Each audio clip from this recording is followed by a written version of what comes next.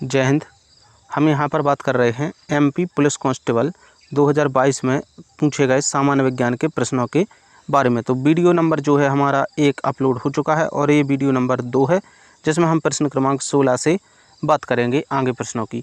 तो एक video upload हो चुका है, अगर आपने अभी तक वो नहीं देखा तो उसको भी देख लीजिए। इससे क्या होगा, आपकी वर्ष 2023 में होने वाली परीक्षाओं की, चाहे कोई भी परीक्षा हो, पटवारी हो, वन रक्षक हो, जल प्रहरी हो या फिर आने वाली कांस्टेबल हो, किसी भी परीक्षा के लिए ये प्रश्न बहुत ही महत्वपूर्ण हो जाते हैं, क्योंकि इन प्रश्नों से आपको पीवी के जो है प्रश्नों के लेवल का पता चलता है। पीवी का नाम जो परिवर्तित करके ईएसबी रख दिया गया है, इसके प्रश्नों के लेवल का आपको पता लगता है। तो बिल्कुल वीडियो को अंत तक देखिएगा और अगर वीडियो पसंद आए तो वीडियो को जो है लाइक और चैनल को सब्सक्राइब जरूर कीजिए। चलते हैं आज के पहले प्रश्न की ओर। आज का जो हमारा प्रश्न है वो है, ईस्ट स्टार्च को खालिस्तान में तोड़ता है, किस में तोड़ता है? नमक में, चीनी में, कारमेल में या फिर बर्फ़ के टुकड़े में? ईस्ट स्टार्च को किस में तोड़ता है बताइए। तो जो ईस्ट है वो स्टार्च को किस में तोड़ता है? ईस्ट स्टार्च को चीनी में तोड़ता है। किस में? चीनी में। ऑप्शन नंबर 2 इसका सही आंसर हो जाएगा। अगला प्रश्न है, फर्न किसका सदस्य है? देखिए जो है इसके पहले जो प्रश्न था उसमें पूछा गया था कि कौन से वर्ग के अंतर्गत फर्न आता है, तो ये 4 जो है एक वर्ग का नाम लिखा हुआ था और फर्न का पूछा था। अब यहाँ पर आ गया है फर्न किसका सदस्य है। वही बात हो गई कि 4 और 3 7 और 3 और 4 7, वैसे ही। तो बताइए फर्न किसका सदस्य है? टेरिडोफाइट्स का, अनावृत बीजी वर्ग का, अपुष्पी पादप का या पुष्पोद्भिद का? फर्न किसका सदस्य है? तो जो फर्न आपका सदस्य है वो किसका है? टेरिडोफाइट्स का। टेरिडोफाइट्स का सदस्य है कौन? फर्न। चलते हैं अगले प्रश्न की ओर। अगला प्रश्न है, ऊर्जा का एक नवीकरणीय स्रोत है। कौन सी ऊर्जा? पोटेशियम ऊर्जा की नवीकरणीय है, यूरेनियम, रेडियम या फिर वायु? देखिए नवीकरणीय स्रोत का मतलब है कि पुनः नए उत्पादित हो जाती हो या फिर ख़त्म ना होती हो। तो ऐसी कौन सी है? पोटेशियम तो ख़त्म होने वाला है, यूरेनियम और रेडियम भी, ये तीनों ख़त्म होंगे, लेकिन वायु जैसे पवनी ऊर्जा बनी रहती है, नवीकरणीय है, पुनः नई बनती है, मतलब कि ख़त्म नहीं होती है। तो वायु जो है वायु ऊर्जा का नवीकरणीय स्रोत है, जैसे कि पवन चक्कियों को लगाकर ऊर्जा उत्पन्न करना। अगले प्रश्न की ओर चलेंगे, मूत्र का पीएच मान कितना है? 6, 1, 20, 15?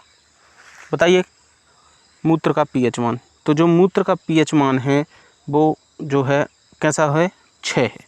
कितना है? 6 जो है, यानी कि जो 7 से नीचे आते हैं तो कसैले होते जाते हैं और जो है खट्टे हो जाते हैं, हल्के खट्टे, और 7 के ऊपर जाते हैं तो वो कसैले होने जाते हैं, कड़वे होते जाते हैं। ठीक है। अगला प्रश्न है, निम्न में से कौन एक गैर संचारी रोग है, मतलब जो कि फैलता नहीं है, संचार नहीं करता है एक दूसरे के स्पर्श से? ओबेसिटी यानी कि मोटापा, हैजा, हेपेटाइटिस और सर्दी जुकाम? तो देखिए सर्दी भी आपकी संचारी रोग है, एक व्यक्ति को है तो दूसरे को संपर्क में आने से लग जाती है, वैसे हेपेटाइटिस है और वैसे ही क्या है आपका हैजा।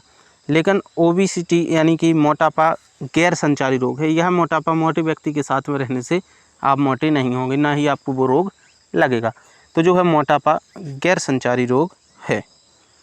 अगला प्रश्न है, यदि किसी व्यक्ति की नाक से खून बह रहा हो तो निम्नलिखित में से कौन सा प्राथमिक उपचार नहीं करना चाहिए?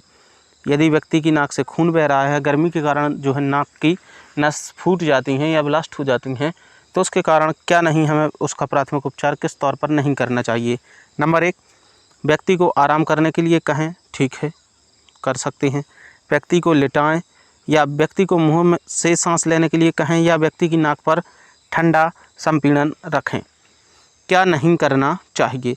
तो देखिए गर्मी के कारण नाक फूटती है तो ठंडा संपीड़न रखें, कर सकते हैं। व्यक्ति को मुंह से सांस लेने के लिए कहें ताकि नाक की मांसपेशियों पर प्रभाव ना पड़े, तो ये भी कर सकते हैं। और व्यक्ति को आराम करने के लिए भी कह सकते हैं, लेकिन व्यक्ति को लिटाएं। व्यक्ति को लिटाना नहीं है नाक फूटने पर, ठीक है। तो ये काम आपको प्राथमिक उपचार के रूप में नहीं करना चाहिए। चलते हैं अगले प्रश्न की ओर। अगला प्रश्न है, एक सोने के सिक्के को एक अंगूठी में खींचना एक परिवर्तन है। सोने का सिक्का है, उसको एक अंगूठी में परिवर्तित करना है, तो वो कौन सा परिवर्तन है? ऊष्माक्षेपी, रासायनिक परिवर्तन, शारीरिक परिवर्तन या ऊष्माशोषी परिवर्तन? आराम से करना, बिल्कुल आंसर सही होना चाहिए। बताइए क्या होगा? सोने के सिक्के को अंगूठी में परिवर्तित करना।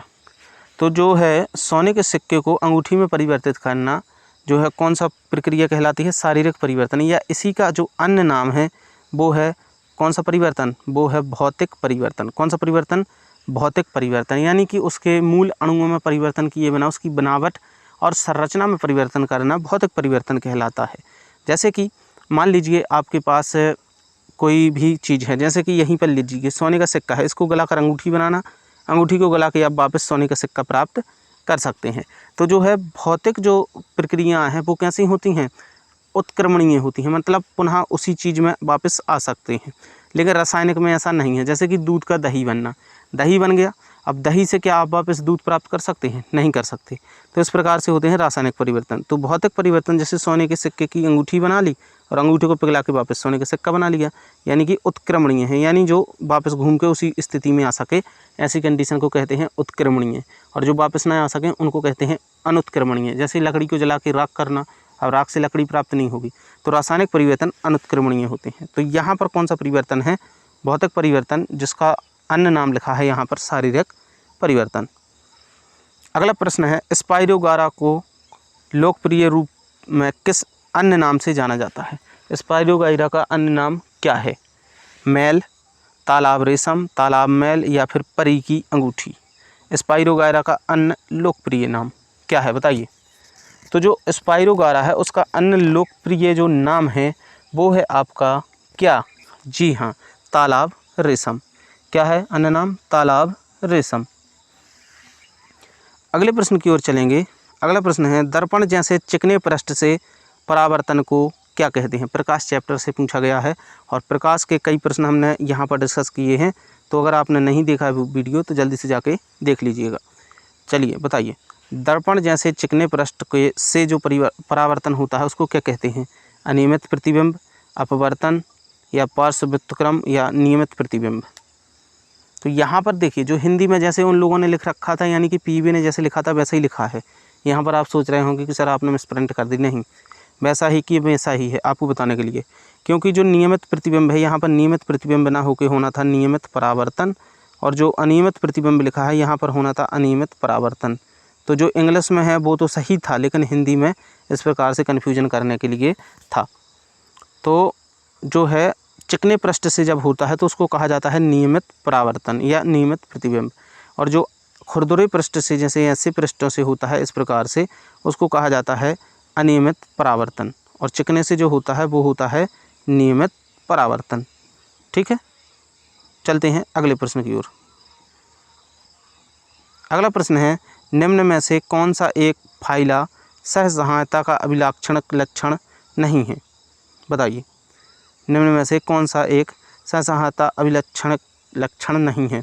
पाचन की सुविधा के लिए दो स्तरित शरीर की दीवार या टेंटिकल, या खोखले थैली जैसे जानवर जिनका शरीर कोमल और चुभने वाला कोशिकाएं होती हैं वैसे, या फिर सपाट शरीर।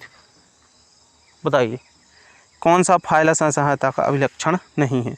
तो जो है इस जो फाइला है उसका सपाट शरीर उसका लक्षण नहीं है। अगला प्रश्न है, निम्नलिखित में से कौन रेडियम की खोज से संबंधित है। निम्न में से कौन रेडियम की खोज से संबंधित है। विलियम क्रॉल, मैरी क्यूरी, ऑर्नेल ओ बेकमैन। रेडियम की खोज से संबंधित है। तो जी हाँ, आप अच्छे से जानते हैं कि जो रेडियम की खोज से संबंधित हैं वो है कौन, मैरी क्यूरी। कौन, मैरी क्यूरी, यानी मैडम क्यूरी। अगले प्रश्न की ओर चलेंगे। एक क्षेत्र में मौजूद भौतिक और जैविक कारक हैं। एक क्षेत्र में मौजूद भौतिक और जैविक कारक हैं जो किसी विशेष प्रजाति के अस्तित्व और प्रजनन का समर्थन करते हैं। जो है कैसे कैसे, भौतिक और जैविक कारक जो किसी विशेष क्षेत्र के जो है प्रजाति है उसके अस्तित्व के लिए प्रजनन का समर्थन करते हैं, उसको क्या कहा जाएगा। कृत्रिम आवास, मानव निर्मित आवास, प्राकृतिक आवास, या फिर प्रकृति। तो एक क्षेत्र में मौजूद भौतिक और जैविक कारक को किसी प्रजाति के अस्तित्व और प्रजनन का समर्थन करते हैं, यानी उसको कहा जाएगा आपका क्या, प्राकृतिक आवास। क्या कहेंगे आप, प्राकृतिक आवास। ऑप्शन नंबर सी इसका सही आंसर हो जाएगा। यानी प्राकृतिक आवास में मौजूद भौतिक और जैविक कारक जो विशेष प्रजाति के अस्तित्व का समर्थन करते हैं। अगला प्रश्न है, पौधों के किस समूह को संवहनी क्रिप्टोगैम कहा जाता है। पौधों के किस समूह को जिम्नोस्पर्म को, एंजियोस्पर्म को, थैलीफाइट्स को या टेरिडोफाइट्स को। पौधों के किस समूह को संवहनी क्रिप्टोगैम कहा जाता है? तो वो कहा जाता है किसको? एंजियोस्पर्म को। किसको? एंजियोस्पर्म समूह को। अगला प्रश्न है, द्रव दाब को मापने के लिए निम्न में से किस उपकरण का उपयोग किया जाता है? द्रव दाब को मापने के लिए एनीमोमीटर का, बैरोमीटर का, दबाव मापने वाले यंत्र का या उष्णता के कारण वस्तुओं का प्रसार नापने वाले यंत्र का। तो द्रव दाब यानी कि द्रव का दाब मापने के लिए तो वायु दाब होता तो आंसर हो जाता बैरोमीटर, लेकिन यहाँ पर द्रव दाब है यानी लिक्विड पदार्थों के दाब को मापने के लिए दबाव मापने वाले यंत्र का प्रयोग किया जाता है। ऑप्शन नंबर सी इसका सही आंसर हो जाएगा। अगला प्रश्न है आपका इसी प्रकार से आया था, ये है आपके सामने। नीचे दिए गए चित्र को ध्यान से देखिए और यह जीव किस राज्य का है? जलव्याल का, जोंक का, लिटवर्ड का या फिर गोल कृमि का। तो जो है एक केंचुआ है और जो किस वर्ग का है या किस राज्य का है तो ये है आपका गोल कृमि वर्ग या राज्य का। कौन से वर्ग का? गोल कृमि वर्ग का। तो यहाँ पर जो है हमने कुल 30 प्रश्नों को डिस्कस कर लिया है। कितने प्रश्नों को? 30 प्रश्नों को। और पिछले एक वीडियो में 15 और इस वीडियो में हमने 15 प्रश्न यानी कि 30 प्रश्नों को 2 वीडियो में डिस्कस कर लिया है।